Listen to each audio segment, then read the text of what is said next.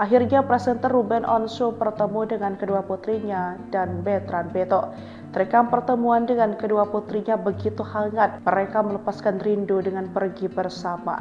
Pertemuan Ruben Onsu dengan kedua putrinya diungkap oleh Bertrand Beto saat sang ibu Sarwenda sedang bekerja ke Korea. Ya bunda, ke Korea adik-adik harus dititipkan ke ayah saja biar nanti sering main sama ayah. Karena ayah kan lagi di Jakarta juga, kata Bertrand Beto ketika ditemui di kawasan Senayan, Jakarta Pusat pada Senin 24 November 2025 malam. Bertrand pun mengakui pertemuan Ruben dengan kedua putrinya begitu menyenangkan.